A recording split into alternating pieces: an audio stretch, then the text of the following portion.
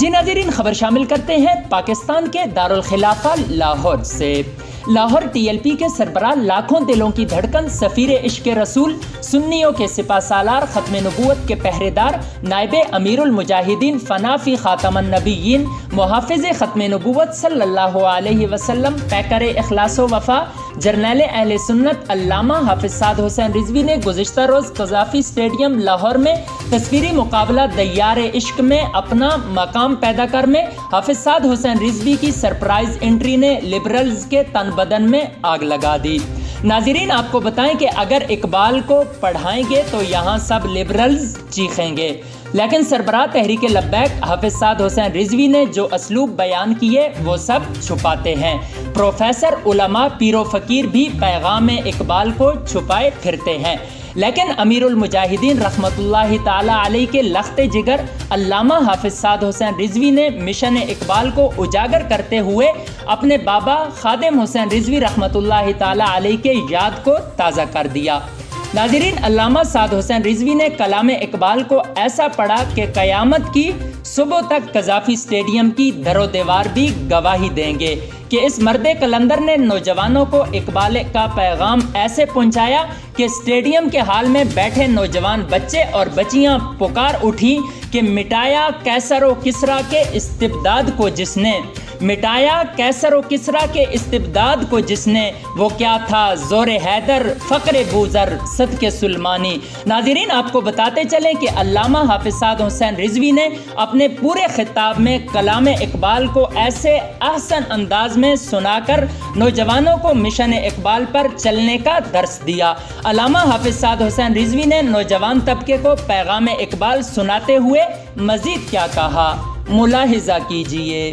اقبال کہتا ہے، ایک فقر سکھاتا ہے صیاد تو نخچیری، ایک فقر سے کھلتے ہیں اسرار جہانگیری، ایک فقر سے قوموں میں مسکینی و دلگیری، ایک فقر سے مٹی میں خاصیت ایک سیری، ایک فقر ہے میری سرمایہ شبیری، میراث مسلمانی سرمایہ شبیری۔ اقبال کہتا ہے کہ تو جس کو سمجھ رہا ہے نا، اگر اسباب اور مال اور جناب یہ ضروری ہوتی تو امام حسین کبھی بھی 72 لے کے کربلا نہ جاتے، کبھی بھی 72 لے کے کربلا نہ جاتے، بلکہ وہ اس وقت کے تمام اسباب اور فوجیں اکٹھی کرتے۔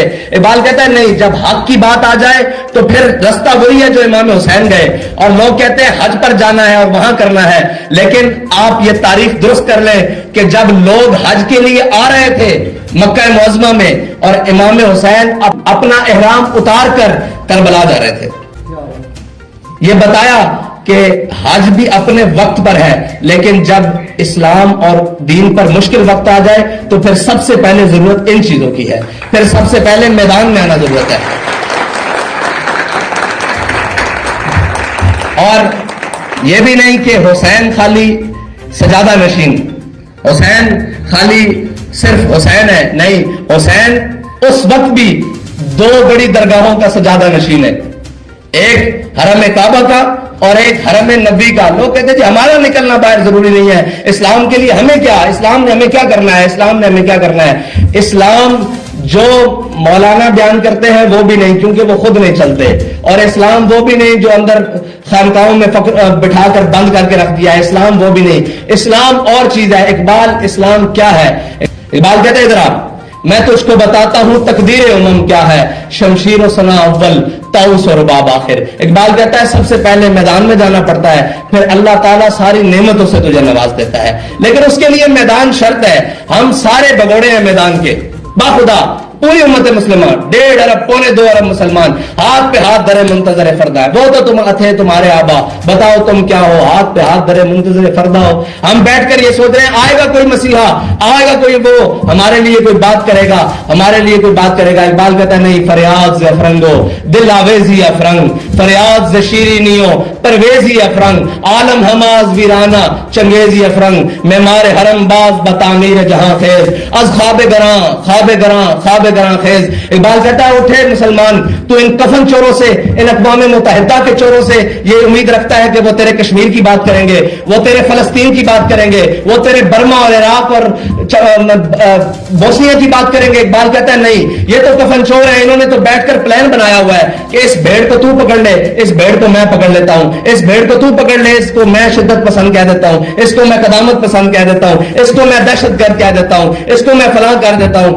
اس کو میں جناب یہ کہہ دیتا ہوں کہ انہوں نے جناب فلاں کو اٹھایا اور فلاں کیا, یہ کر کے میں پوری سلطنت لپیٹ دیتا ہوں. اقبال کہتا ہے یہ بیٹھ کر یہ سوچتے ہیں ہم ان کو قابو کر لیتے ہیں, آپ جہاں میں جو مرضی کرتے پھرو. کہتا ہے معمار حرم باز بتعمیر جہاں خیز. کہتا ہے اٹھے حرم میں سوئے ہوئے مسلمان, اٹھ کھڑا ہو, معمار حرم باز بتعمیر جہاں خیز, از خواب گراں خواب گراں خواب گراں خیز. اقبال کہتا ہے کھڑا ہو کر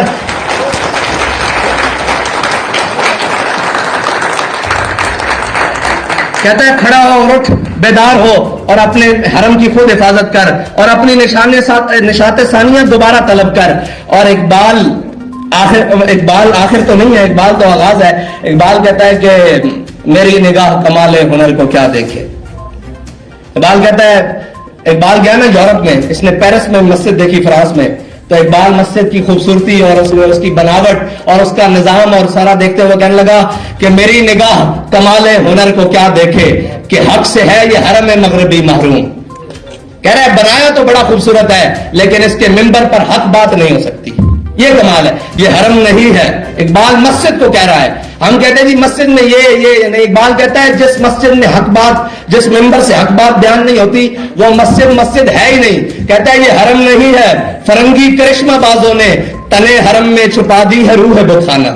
اقبال کہتا ہے یہ حرم نہیں ہے, اس کا تن حرم والا رکھا ہے لیکن اندر انہوں نے بت رکھ دیے ہیں.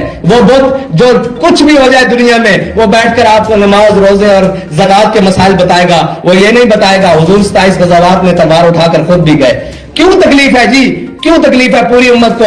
وہ ایٹم بم مار دے پوری دنیا پہ, کوئی ان سے سوال کرنے والا نہیں ہو, اور ہم اپنے آقا و مولا کی تلوار کی حفاظت بھی بڑے ڈر ڈر کے کرتے ہیں کہ جناب نہیں جی اسلام امن سے پہلا ہے. بھائی اسلام ہر اس عمل سے پہلا ہے جو میرے آقا و مولا نے کیا ہے. اور اقبال کیا کہتا ہے اس پہ, کہتا ہے قبضے میں یہ تلوار بھی آ جائے تو مومن. کبھی نہیں بتائیں گے یہ اقبال, یہ آپ کو وہی سنائیں گے چین اور عرب ہمارا ہے, ہندوستان ہمارا ہے, دائیں بائیں لب پہ آتی ہے دعا, یہ دعا بن کے تمنا آتی ہے. لیکن اقبال آگے کیا کہتا ہے, کہتا ہے قبضے میں بھی یہ تلوار بھی آ جائے تو مومن, یا خالد جاں باز ہے یا حیدر کرار.